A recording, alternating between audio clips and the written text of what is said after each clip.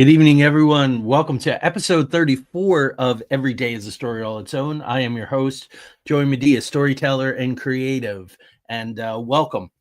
This is a topic that I really like to talk about.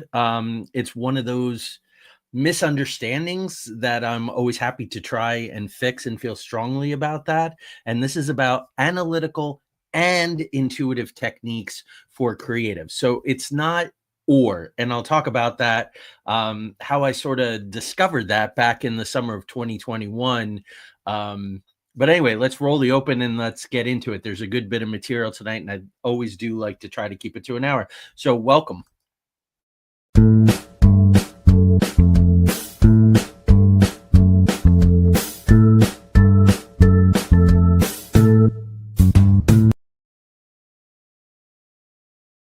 All right. And so simple as that. Music by Knight Berman Jr., a guest on this show about 5 or 6 weeks ago. And hopefully we'll have Knight back on again in 2026. So anyway, this is analytical and intuitive techniques for creatives. This may help just about anyone. Everyone is creative in their work on some level or another. So here we go. Like I said, it's an either or work. Sorry, I'm getting weird messages from Google Chrome for some reason, want me to use their AI. I am not AI. This show is not AI. No part of this show was done by AI. I am quite human here with you. So anyway, it's an either or world, but this is really, and especially in the world of creatives, this is an and reality. I'm not a huge fan of either or. Anytime there's a lot of different ways to do things, there's no only right way to do things, and that'll come into play in maybe a counterintuitive way tonight, but that's fine. Counter analytical, counterintuitive, we'll go there if we need to.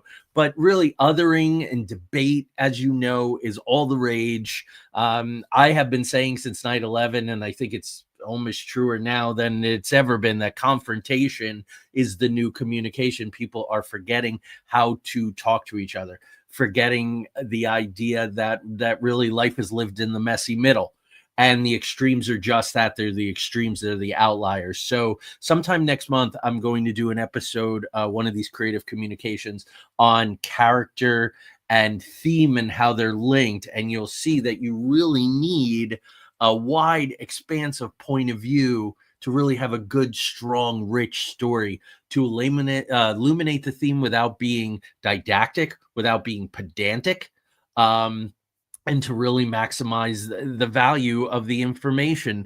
It's all about right now. It's all about them and us. It's about alienation. It's about binaries, and it's about dichotomies. And if my book is about anything, and my life's work, really, every day is a story all its own, a triadic approach to the storyteller's craft, I believe that you could take any binary, any dichotomy, light, dark, good, evil, rich, poor, and you can take them and you can turn it into a third path. And we are the mediators for that third path. Think about the idea of the tree of life. So the branches are in heaven, the roots are down into the earth. We are the trunk, we're the moderator, the mediator. That's where humankind stands, and within that family, creatives, like philosophers and poets and folks like that, we moderate between these binaries and dichotomies. I'm excited. I'm going to be taking 3 weeks off. You'll be seeing replays of both Every Day is a Story and Into the Outer Realms. At the end of the show, I'll tell you why I'm doing that, up to really, really good stuff.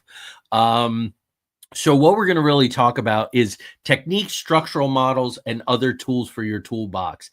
Everyone knows I'm a big fan of that. My book has all to do with that. The classes that I've taught and the workshops, the folks that I've mentored, all of the work that I do really look at these techniques, structural models, and tools for the toolbox, which is all too easy to say that somehow these stifle creativity, that they're cookie cutter, that they make you a cliche. None of that is true. And I'm going to talk about that specifically tonight, although I always sprinkle it through. So, what I found, I was asked to write a blog that has now, over the past 4 years, has morphed into what you're seeing tonight. But I was asked for Stage 32, who I wrote a lot of blogs for in 2021, 22. And so around that time, I was researching intuitive and analytical techniques. And I found what was very prevalent was or. In other words, creatives, be it screenwriters, be it novelists, be it playwrights, were saying, I am analytical, and here's why. I am intuitive, and this is why. And what it really is, and what I hope to show you tonight through my own practical experiences, that it's a dance. It's very much and.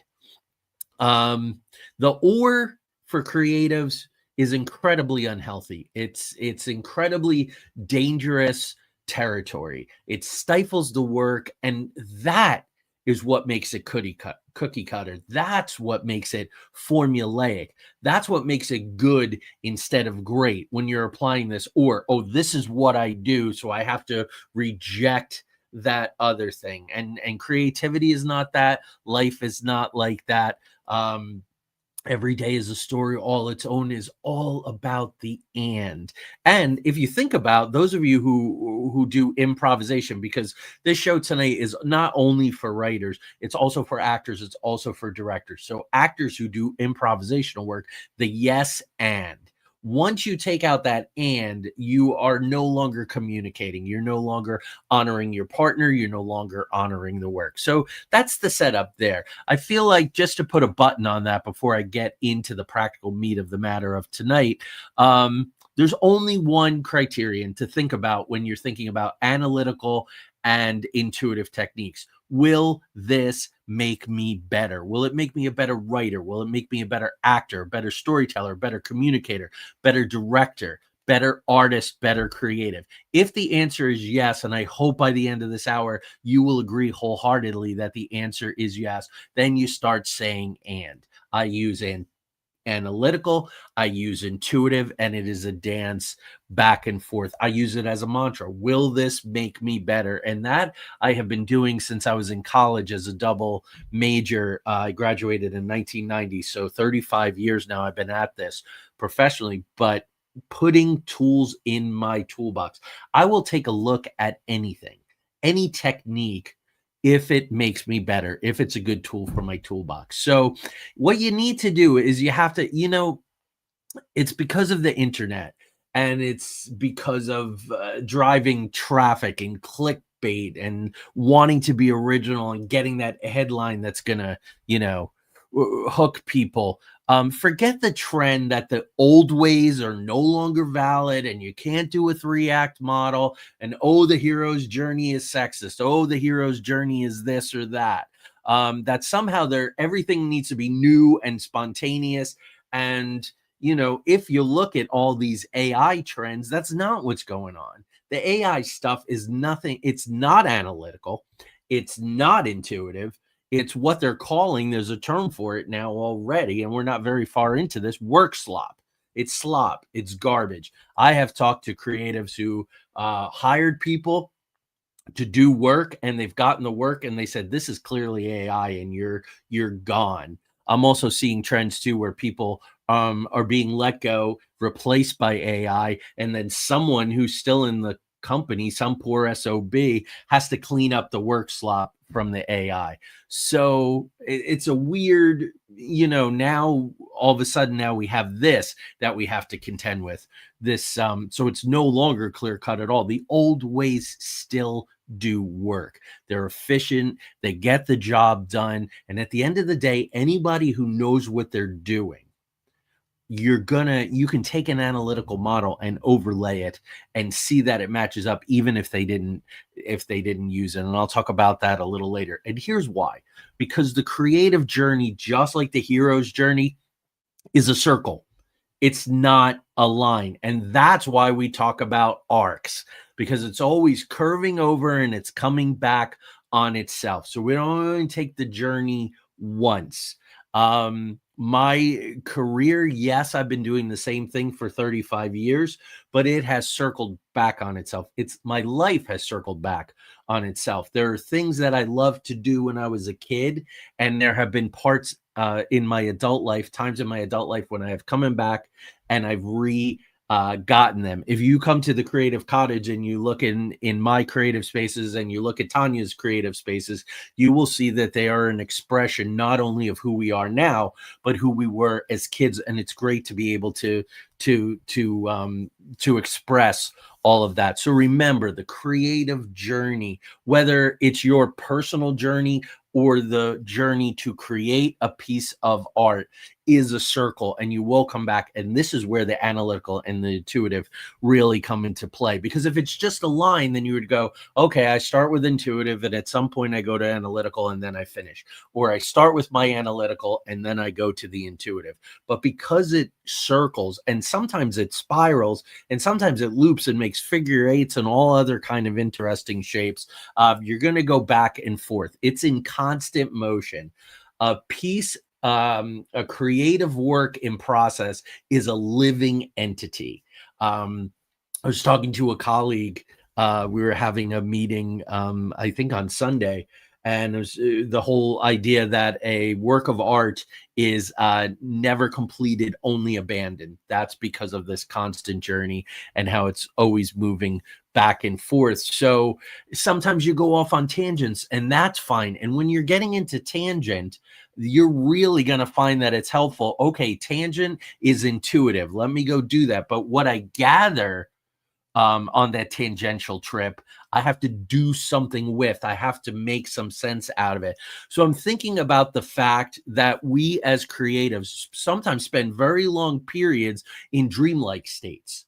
In a state that's like a dense primordial forest. Sometimes it's like a desert. Sometimes you're swimming in the deepest, darkest ocean, looking for that one line, that one moment, that revelation, that plot twist that'll get you from really good to great. A series of solving of problems. Now, this is where the AI becomes temptation, because you say to the AI, oh, solve this problem for me. What you're really doing is you're getting someone else's solutions that they've used, other things that they've used. To me, that's limiting. That's not creative freedom. That's formula. That's all of those kinds of things. So you do this dance from analytical to intuitive, back over and over again as the story demands. To borrow something from David Mamet's Glengarry Glen Ross and kind of make it my own, ABS, always serve story.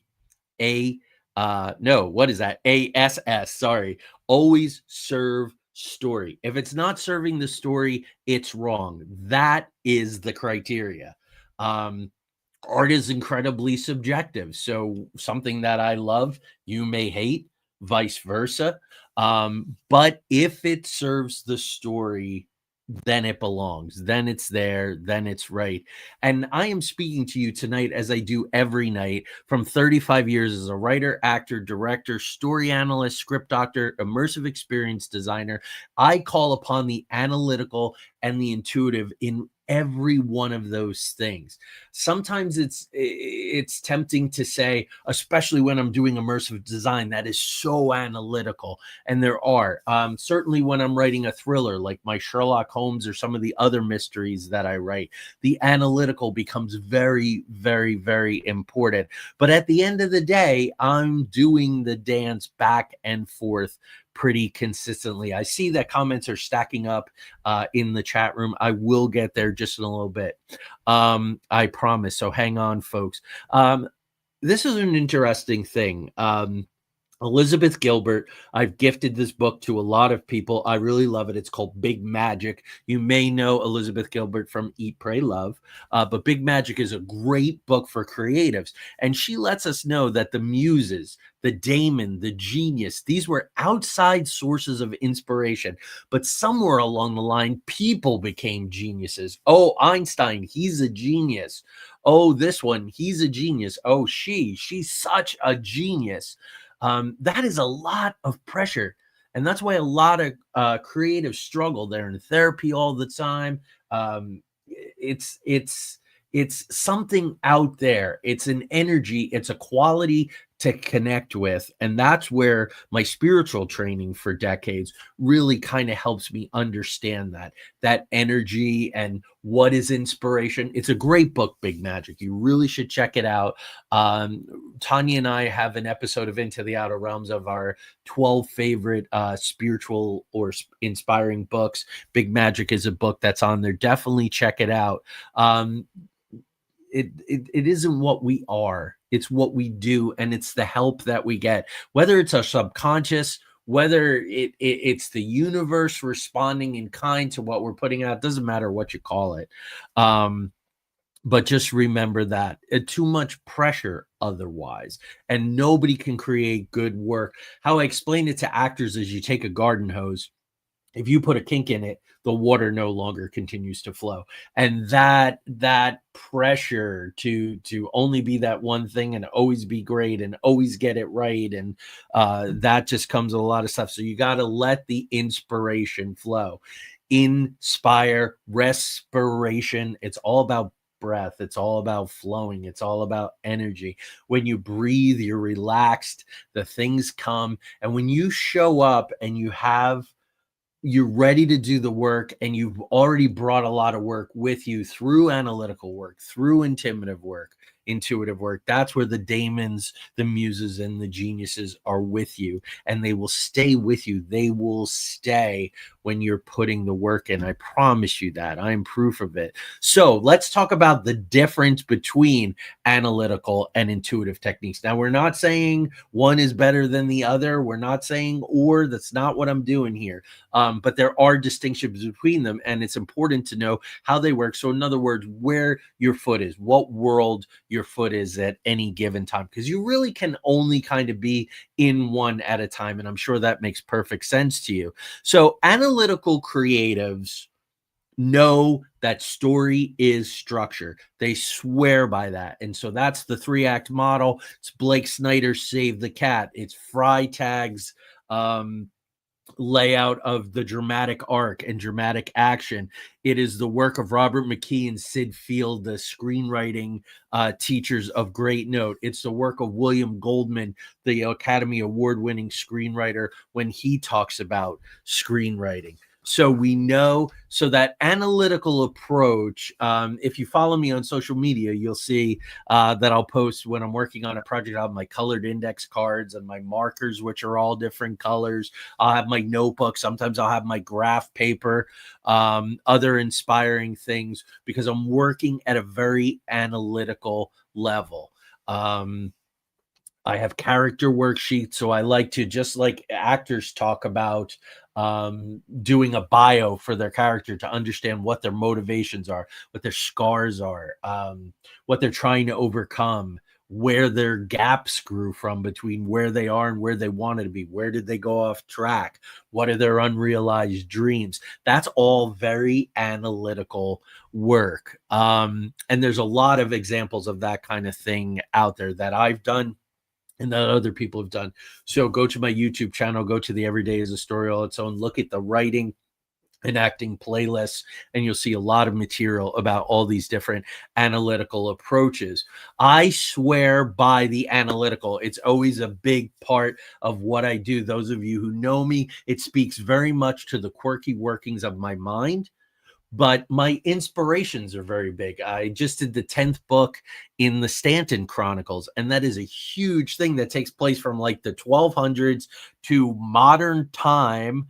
So 800 and something years of material with these families and these 12 ancient artifacts, and there's Sherlock Holmes, and there's Frankenstein, and there's pirates, and now there's Mothman, and there are real people in them, and there are made up people, and there are facsimiles and amalgamations of other people. So the analytical is absolutely essential to me to keep it all straight. Yet it's also fantastical and also out there that it's completely intuitive, and I'm completely willing to go where it takes me. But it really suits the quirky workings of my mind. And some of you know exactly what I'm talking about when I'm talking about that.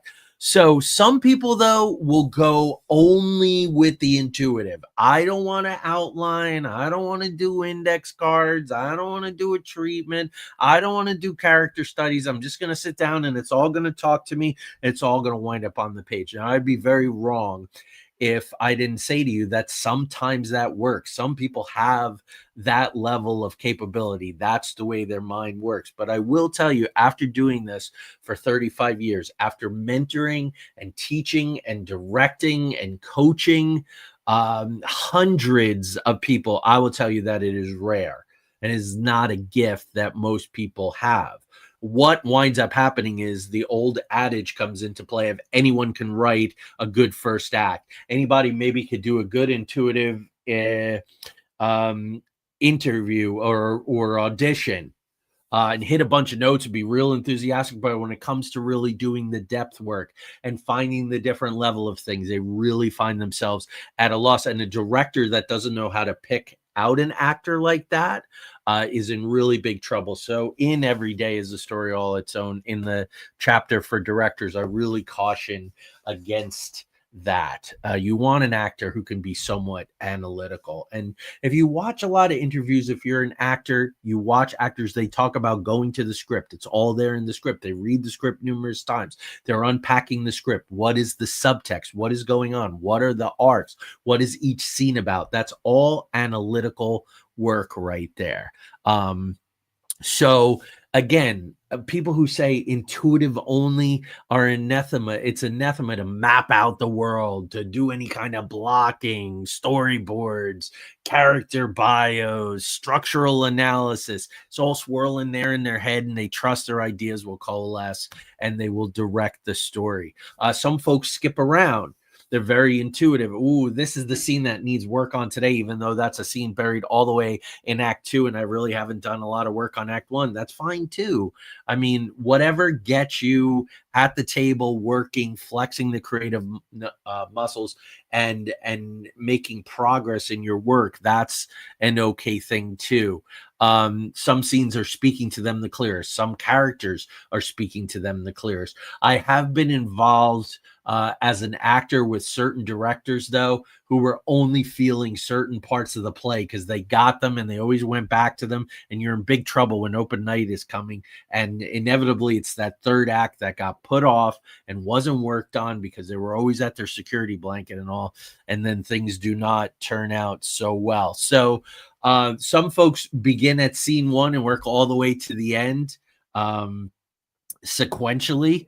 And that works for them. I will say to you, like I'm going to say to you about everything tonight, and I already have, it really depends on the story. I mean, it's an interesting thing about plays. Plays are typically rehearsed and always performed, of course, obviously, sequentially from Act 1, Scene 1 to whatever, Act 3, Act 4, Act 5, Act 6, how many acts it happens to have. In film, it's tricky because you film scenes out of order. You go to certain locations and you have to do those scenes, or an actor only has an X amount of time, or you have to do something where your hair is long and you have a full beard, but then your hair is short and you're clean shaven. So of course you have to do those things in a certain order. So that gets very, very tricky. I think film needs to be somewhat analytical because you're constantly tracking that arc. Okay, where am I in it? You're always looking at the bigger picture. Where in theater, you start and that the arc unfolds more organically. So that's another thing that makes film very technical. Besides the equipment and the framing of the camera and the blocking and the lighting and all of those kinds of things. So as I mentioned earlier, thrillers have very, very high technical needs. I just revisited one of my favorite films, Needful Things. Well, one of my favorite novels. The film has a little bit of problems. Not Ed Harris's best work. but he's okay. But there are a lot of people that are very, very good in it. Thrillers, I have all kinds of worksheets that I use because you want to implant clues. You want to make sure there's logic there. You don't want Deus ex machina.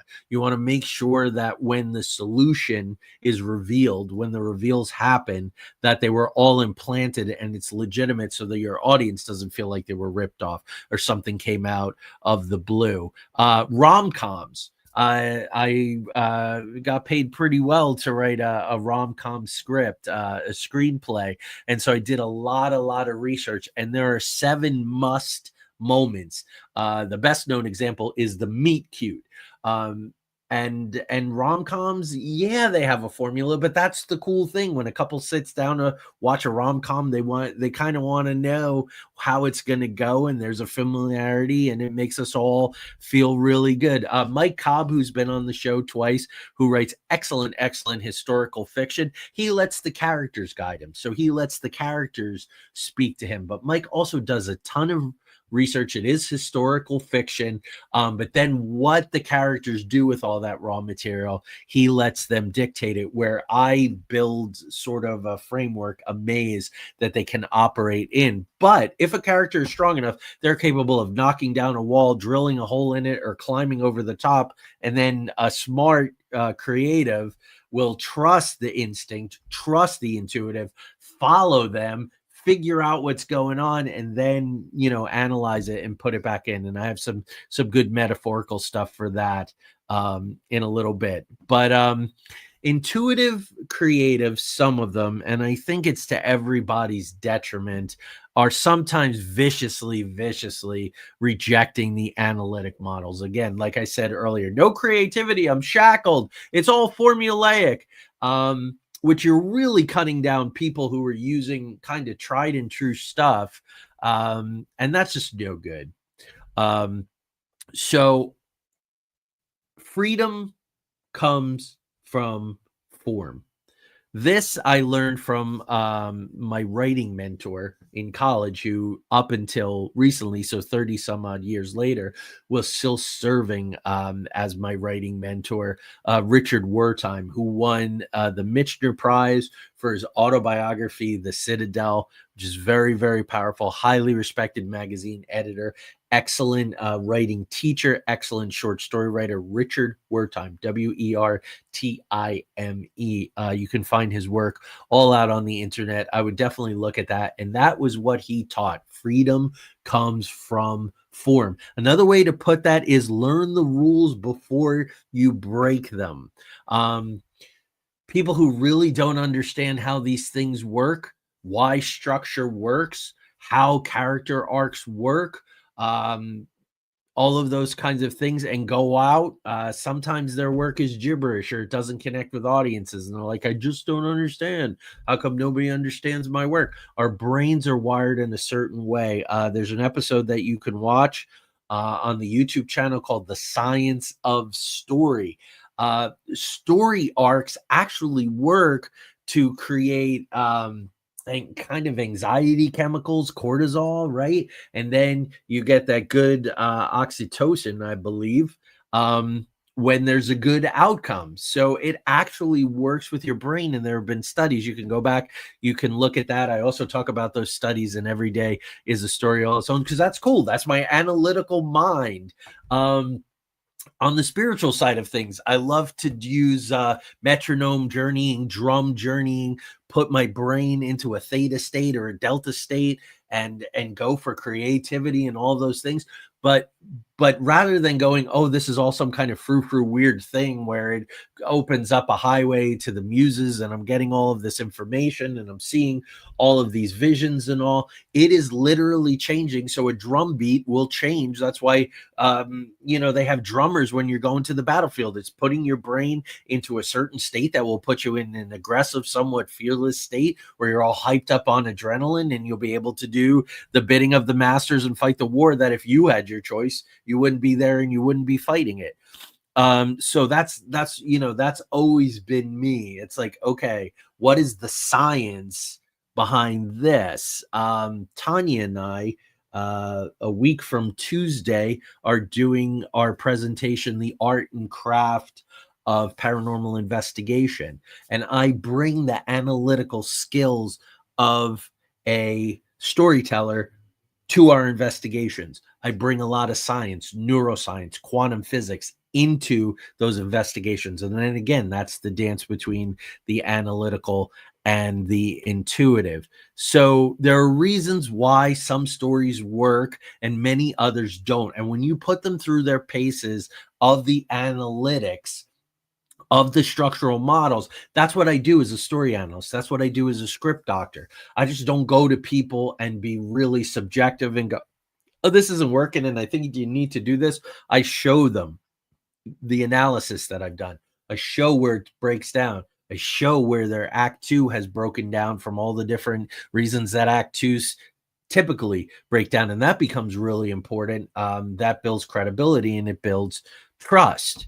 So the analytical is really the set of organizing principles that create a structure into which you pour the intuitive. So think about it that way. The intuitive is all over. It can be kind of messy. It's non-linear. It's beyond space and time. It's an Einstein time. You know, you're thinking about a problem, you're working something out, and before you know it, 2 hours have gone. It's a lot of stuff, like gooey, sometimes messy, sticky stuff, and it really bogs you down and gets you lost and gets you off track, and things start to fall apart. Then creatives start to get very frustrated. The analytical allows a framework, a mold, if you will. So it has boundaries to prevent spillage and prevent mess. And say you're working with a bunch of different colors, you don't want to mix them all together unless you know exactly what the hell you're doing and you're trying to create certain colors. So you keep them segmented. And also think about a framework of a house. Even the most innovative, wild, crazy vaulted pediments, all this different kind of stuff, the beautiful stuff that Frank Lloyd Wright did, the basic structure of a home, where the doors have to go, where the windows have to go, how the roof needs to be supported, what's going on with foul weather, wind and hurricanes and floods and all of those kinds of things. You still need some kind of framework. And that framework is not going to divert too much from thing to thing, but what you put over it, how you decorate it, how much glass, how much window, what features, non-bearing weight features that you use. Those are the kinds of things that then go, oh, that's Frank Lloyd Wright. Oh, this is so on and so forth. So that's how it works. A block of marble has a structure that allows it to keep its integrity as you start to chip away from it. A blank canvas is typically a rectangle or a square. It could be huge sizes. It could be as big as this room, or it could be a tiny, tiny little thing. There was a mentally ill painter who would do these tiny little paintings where you have to use a magnifying glass to look at them. It's amazing, but it's still basically stretched canvas on a wooden framework used with staples or something like that. So that's, I hope you're starting to, I hope you're starting to get it. In the Empty Space, which was a absolutely seminal book for me, as a writer, as a director, film stage director, Peter Brook said that a director is a guide to a place no one's ever been. Well, that's really any creative endeavor. We are the director. We are the guide to the place that we've never been. Now, like I said, hopefully we'll get some help from the muses, from the daemons, from the geniuses. They will come down and they will help us. Inspiration will be our friend. If we keep breathing, respiration will allow inspiration, if you will. But that was very interesting to me because a director does an incredible amount of analytical work. Blocking books, prompt books, stage designs, move and flow, mise en scene, how people look in a scene and how they move in a scene, where they are into relation to other people, whether they're standing, whether they're sitting, whether they're lying down, whether they're way up high or they're way down low. This is all dynamics. This is all brought to you through the way these pictures are created. It's the same thing with a film director. What they see through that lens, what they see in it, what they leave out of it tells you a story, as Judith Butler tells us. And that's where storyboards come in. That's where these prompt books come in. But at a certain point, it becomes very intuitive. And when you're working with actors, you need to be intuitive because they're intuitive. But the director is a guide to a place no one's ever been. When I set out with an idea, it doesn't come to me whole cloth, and it adjusts. I'm working on the sequel to Mothman Was Here right now, and I have all of this research because it's a historical fiction piece. So I'm going through all my notes from 1968 and all my notes from 1969, and they're not in any particular order because I'm reading 8, 10, 12 books, looking at newspaper articles, interviewing people, going from our own experiences, case books, all different kinds of things, my own daydreaming and my own fictional layovers of things. And I'm just putting them on grids of paper, and then I will put them in chronological order, and then order will come out of that. But in a way, it's very intuitive. As I'm going through all the research books, it's intuitive. What am I pulling out? Because if the story isn't whole cloth, I don't know exactly what I'm going to use or what I'm not going to use. Or maybe there's an event that then an idea changes and the event is the same, but the arc of the event or whose point of view, that will happen a lot in the canon and the Quill books. I think that the scene is primarily about one character, but when I get to it, I realize, oh, that's about another character. That's the dance between the analytical and the intuitive. In other words, map the terrain so you don't get lost. Pour all the gooey stuff into a mold until it hardens and takes a little shape, and you can do something else with it. You can crack it out of the mold, and then you can shape it, you can sculpt it, you can sand it, you can attach other things to it. Metaphors from all different walks of creative life work in these endeavors if you're open to it. Even as a very, very, very analytical creative, intuition is always there. So a friend and colleague of mine, who also served as a mentor for a time, Bob Snell, the filmmaker, who also writes graphic novels and different kinds of things. He said, as creatives, we're really lucky because no matter what we're doing, walking, swinging in the hammock, doing the dishes, showering, mowing the lawn, right before we fall asleep, we're in the liminal zone. Right before we wake up, we're in the liminal zone. We're always working. We're always creating. And there aren't a lot of professions where you can say that almost at any given time you're doing your work. And that's letting the intuitive flow. If I have a story problem and it's really, really thorny and it's really getting to me, I will leave it and I will go for a walk. I'll go out in nature. I'll go mow the lawn. I'll go pull weeds. I'll go do the dishes, something like that. And inevitably it will come. Just like when you, Tanya and I were out. We went for a walk in the park. We did a little shopping for her new art studio here. And I thought we were listening to a Hall & Oates song, which I didn't particularly like. And I was trying to think of the lyrics of one that I really liked. I could remember the beginning lyrics. I could not remember the chorus at all. I remember the musical breakdown before the bridge. But we were carrying in our purchases. And as I was setting them down on the counter, all of the lines came into my head. And that's the way it works. It's just like if you're trying to push your brain too hard, you're trying to push the analytical, trying to pull those memories, it doesn't work. But if you go off and do something else, it's there and things free up. And suddenly those filing cabinets that were locked in your brain open up and that information starts spilling out. And I just remembered all the lyrics for the song, which was really, really cool. So in the early stages, when you are in intuition mode or intuitive mode, daydream as much as you can. And what's really, really key for me, and this works as an actor and this works as a director as well, let the characters talk to you. Just let them talk to you. Some people are better at listening than others. I think people who are really good listeners, so people know they can come to them for advice. I happen to be one of those people. People will call me advice and they'll go, it's not really advice. You're such a good listener and you'll absorb it and you'll give me some insight without really directing me. Actors will talk about their favorite directors are doing that. They will help guide them. They will help get them there on their own, but they're not giving them staged readings. They're not pigeonholing them or forcing them. So let the characters talk to you. Let them reveal their histories. It's good if you have the character worksheet and you can write it all down because you have it. Let them tell you their story. Think about it when you meet a new person. Now, some people will just gush and tell you their whole life story the first time they meet you. Most people, they won't do that. It will unfold over time as they trust you.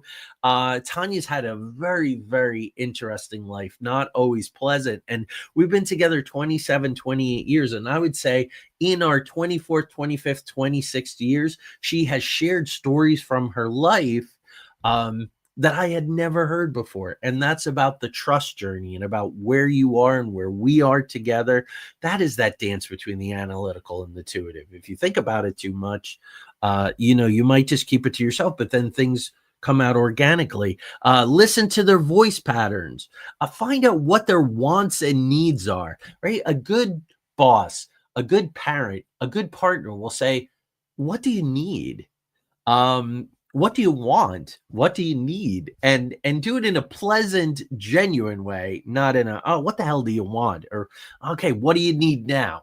Not that at all, but genuinely listen. And I promise you, your characters will eventually tell you their secrets. And that is the good, rich stuff. That is the stuff that you could not sit down and come up with if you were, I'm gonna interiorize it. If you are the genius of all writers, you're not going to come up with those secrets the way that the characters will share them with you over time. So then you have conversations with them, right? You've listened to them. Aha, I think I understand. Tell me more about that. Ask them questions. So you alluded to the fact that this thing happened. I know it sounds absolutely crazy. Let it.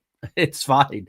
We're creatives. We're not supposed to be. We're the mystics. We're the nut jobs. We're the people who don't see things the same way everybody else does. And thank God for that. Ask them questions. Take two of them to a mental dinner.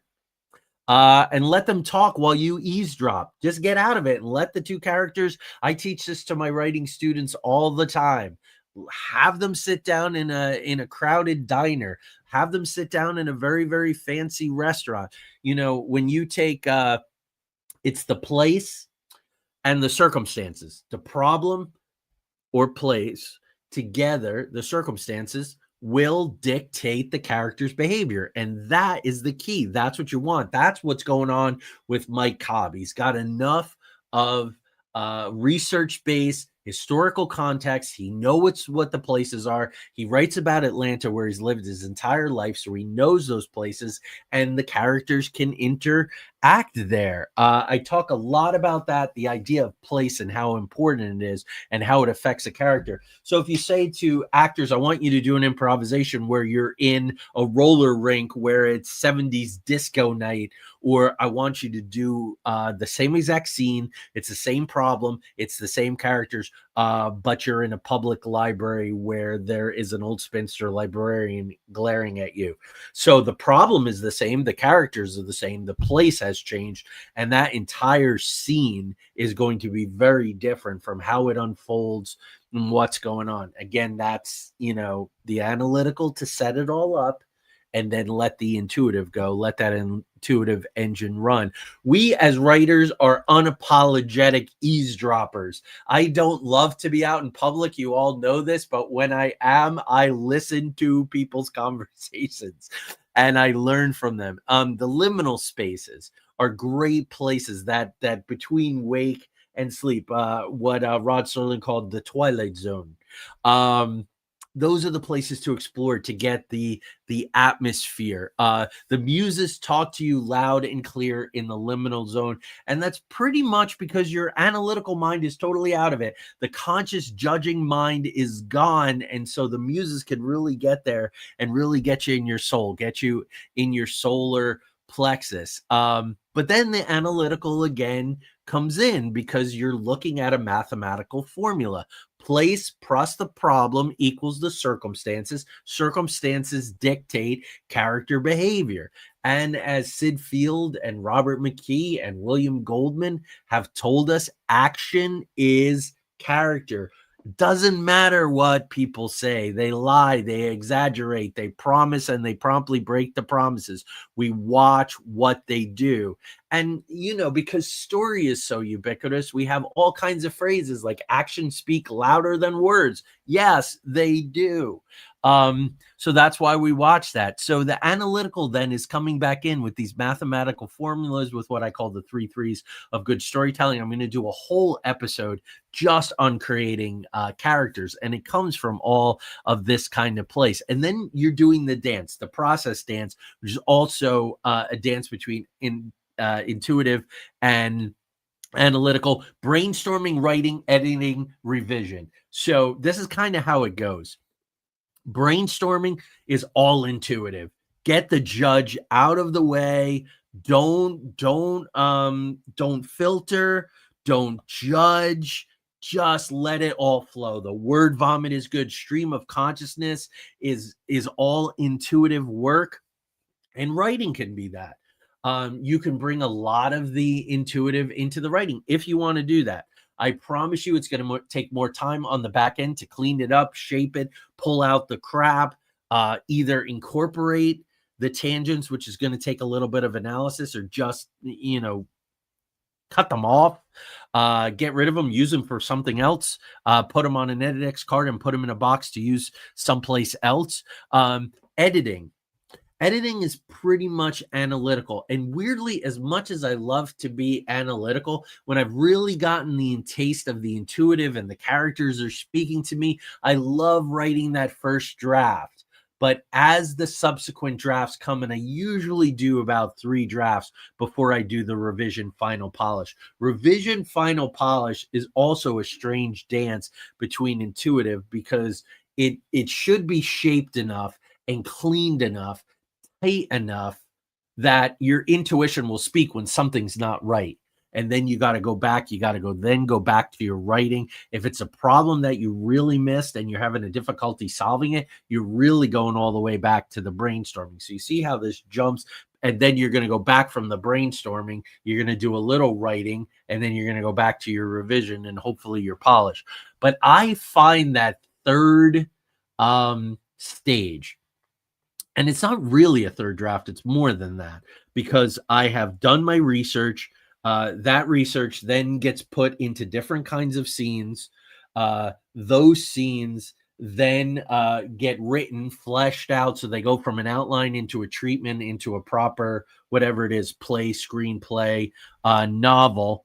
Then I go into the editing. The first editing, the first really big focus editing is tough, and I want it to be as strong as possible in the writing. So I have slowed down my writing phase a little bit now, as I've gotten older and more seasoned, and written, over a dozen novels, because I really don't want to do a ton of writing. And my books are typically anywhere from 80,000 words to as many as 130,000 words.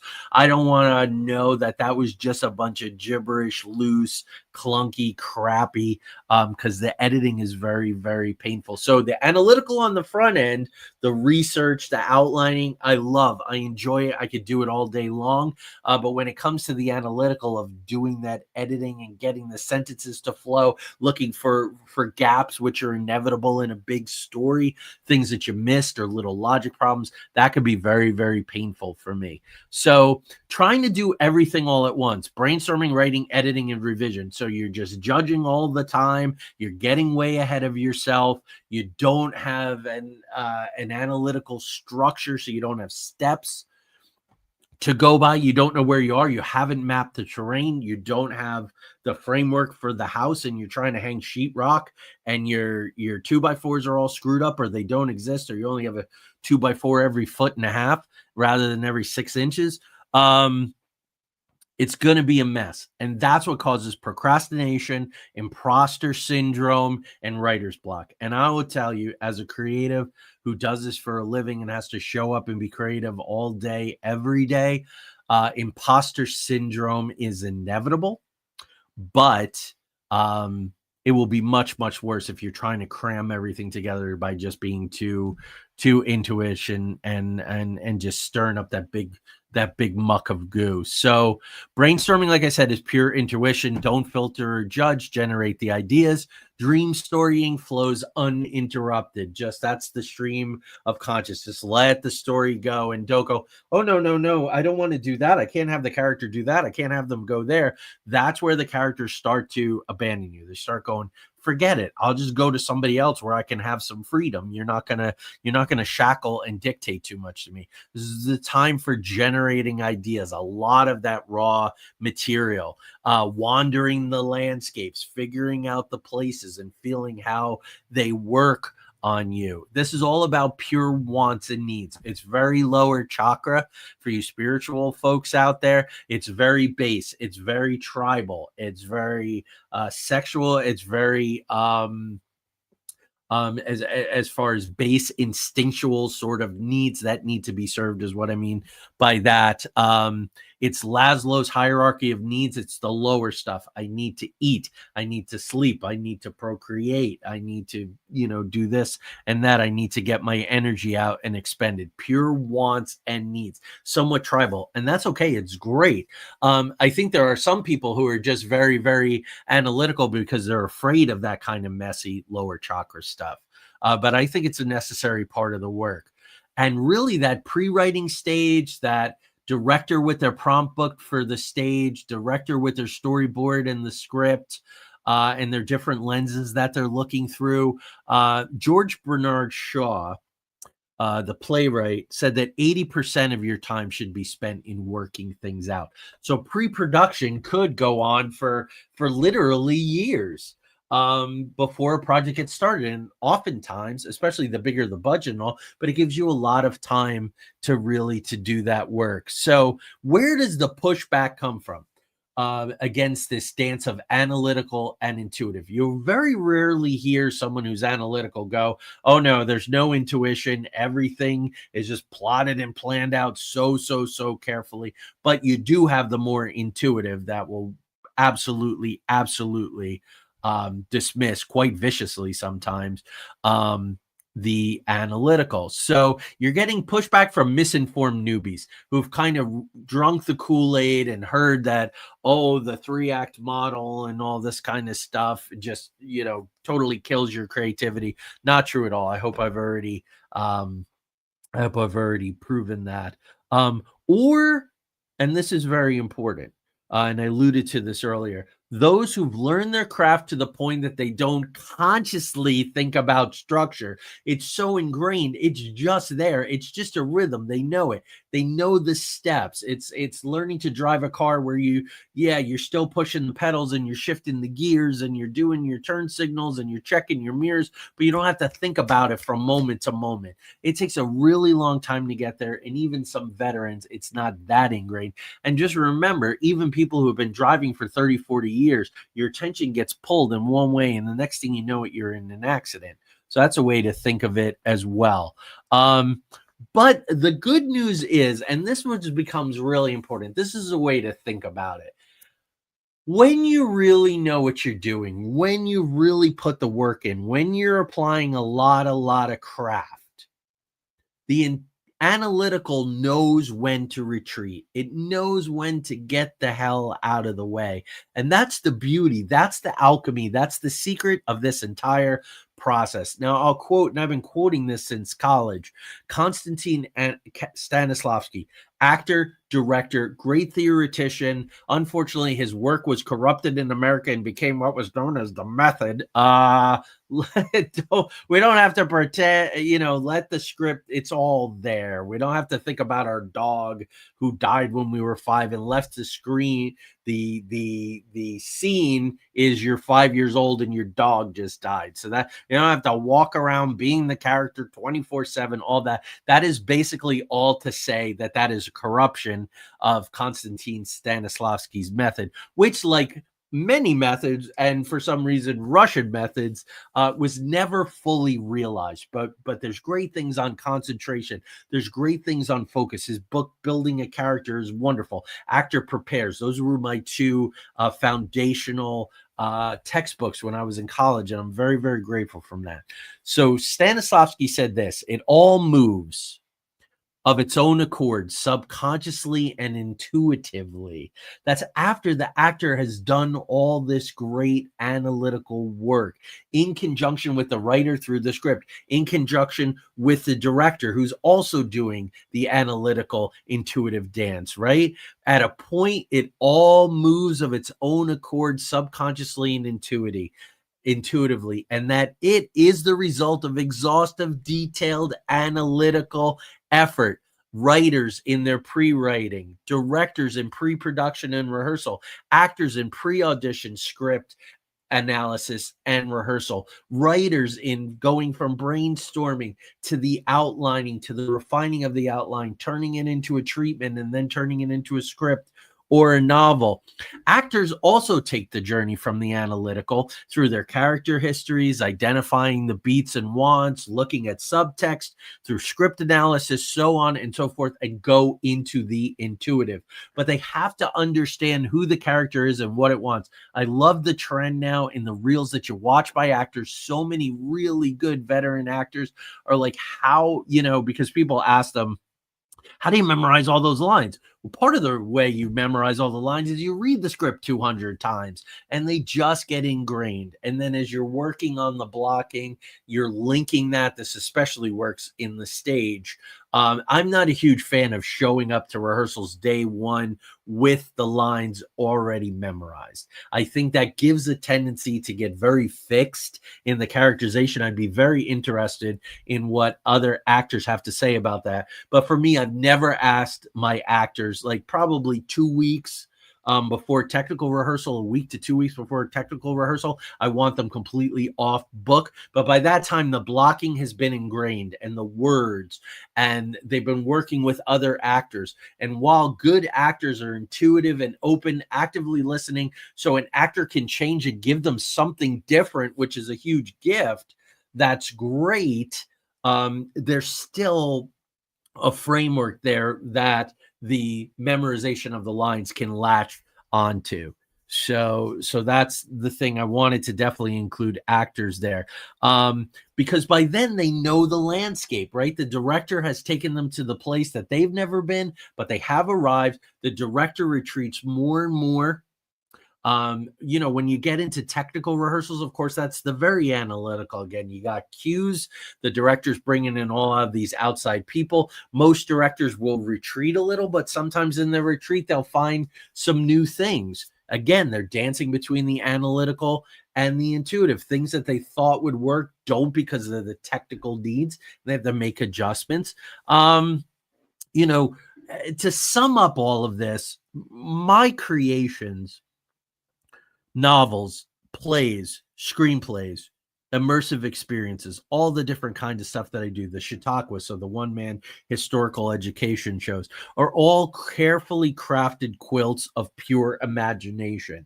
So that sounds like it's got all kinds of contradiction in it. Carefully crafted quilts of pure imagination. I take all of that messy goo and I pour it into a mold and I give it shape. I'm in rehearsal right now. Next week, I won't be doing a show because I will be in Las Vegas at a meet and greet before doing a weekend of performances as my pirate character. So that's why I'm wearing my pirate shirt tonight. The historical research on the political, social, and economic is absolutely exhaustive. I'm typically reading 10 to 12 books at a time, and they almost all of them have a historical aspect to them.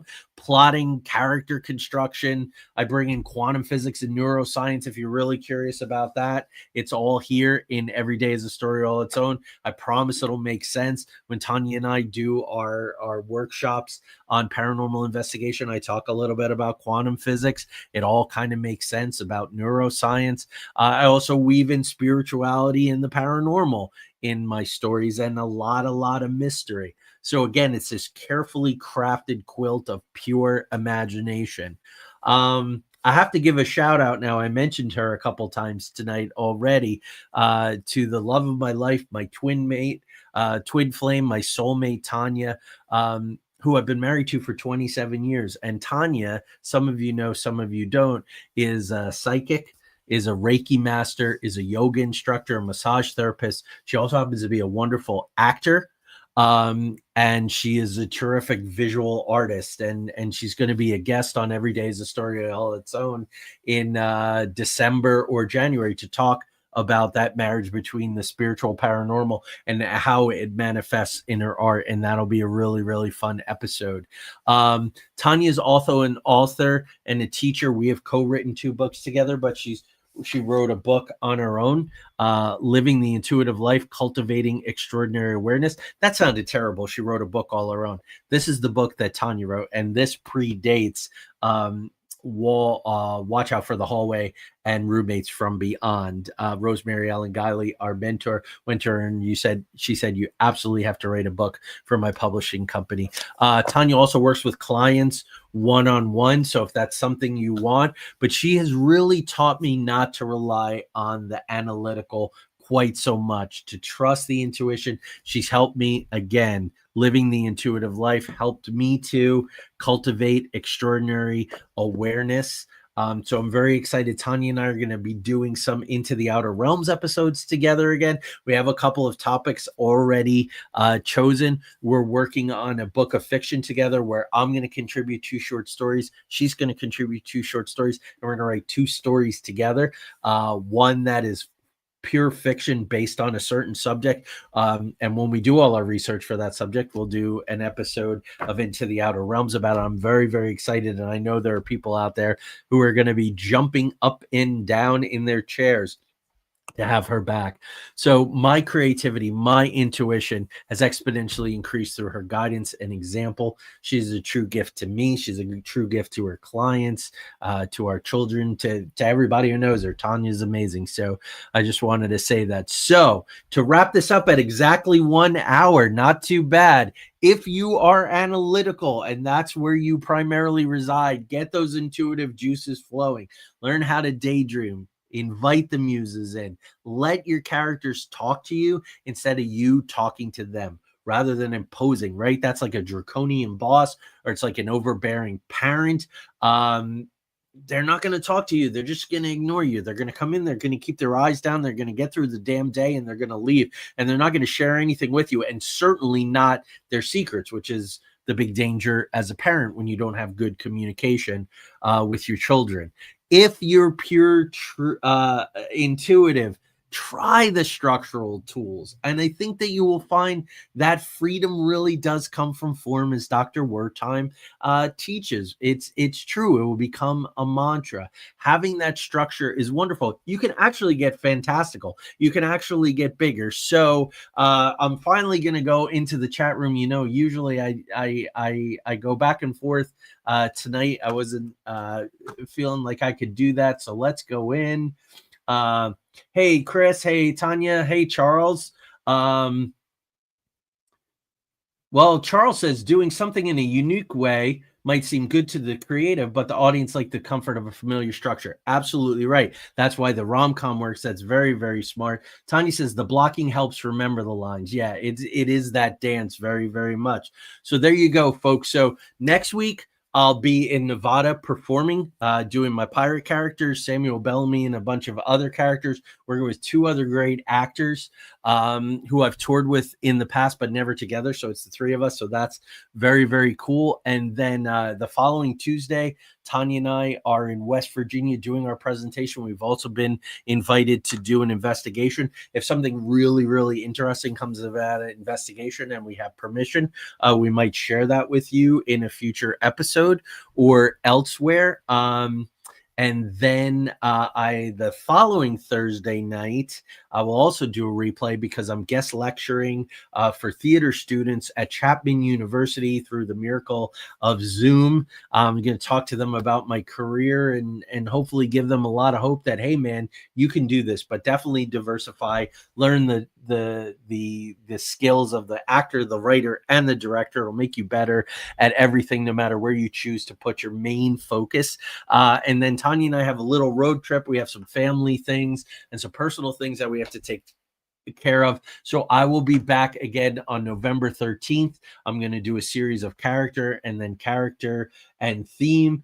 Directly before that, on the 13th, I'm going to do writing from the gap. Which I think you'll really, really love. And then in early December, we finally have Karen Lutz coming back for our take 2 with filmmaker and actress Karen Lutz. And then we have Jim Hinckley, who's written 20-something books about Route 66, truly a Route 66 luminary. I'm going to be on Jim's show this Sunday morning. You can find it on Podbean, Coffee with Jim. That's 7 Pacific time and 10 a.m. East Coast time. So it'll be 10 a.m. for me. I'm going to be talking about the Cyrus Avery tour that starts in January that I'm doing. It's another one-man show, the Chautauqua style. So rather than here talking about it, I'm out doing it. And that's that dance too, between the doing and the talking, the experiencing and the teaching, the analyzing and the intuitive. So there you go. So everybody have a great night. Have a great 3 weeks. Got some cool stuff that I'm going to give you on the replays, all thematic to what we're doing at the time. So be well, take care, and thank you so much for watching. In January, we're celebrating 5 years of the podcast project under the different brands. All right, peace.